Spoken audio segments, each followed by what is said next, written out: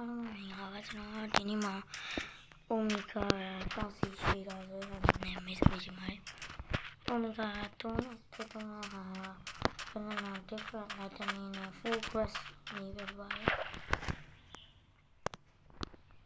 lightning ကတော့ဒီလိုင်းလေးကိုပြပေးပြီးတော့ဒီမှာဆိုတော့ different lightning ရှိပါတယ်ဒီလိုင်းလေးကိုပြပြီးတော့ဒါlet's get started. Omega Fancy Shader ကျွန်တော်ရှိရဲမှာဒီလိုမျိုးလေးမြင်နေရပါတယ်။ Omega Fancy Shader အတားချက်ပဲဖြစ်ပါတယ်။ဒါလေးကိုရဲမှာပြောင်းနိုင်လေးညလေးရတာ Omega Fancy Shader ရဲ့အကြောင်းအရာလေးပဲဖြစ်ပါတယ်။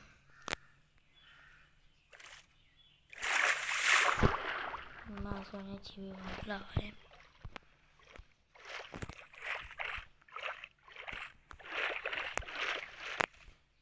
different lightning နဲ့ focus ပါမယ်။ဒါကြည့်ရအောင်ကျွန်တော်ရေကိုတန်တော့ပါမယ်။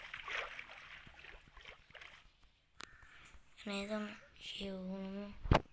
ဖောက်တော့မြင်ရရေအကြည့်အောင်နဲ့တိမ်နဲ့တကယ် realistic မဆန်ပါဘူး။နေရလဲတိတ်တော့မကောင်းပါဘူး။ဒါပေမဲ့ဟိုကပိုကောင်းပါတယ်။ solar shader ကိုထည့်မယ်ဆိုတော့ solar shader ကပိုကောင်းပါတယ်။ဒါလေးရောသိချင်ပါတယ်။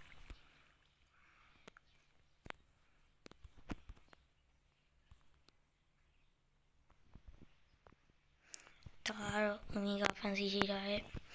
အကြောင်းလေးပဲဖြစ်ပါတယ်ဒီ shader ရဲ့ကျွန်တော်တင်ပြနေတဲ့ shader အားလုံးထည့်နေရတော့ shader MCP ဆိုတဲ့နေရာမှာရှိပါတယ်အဲရဲ့ဝင်ပြီးတော့အကုန်လုံးကြည့်လို့ရပါတယ်အားလုံးပဲပြပါရင်ပါ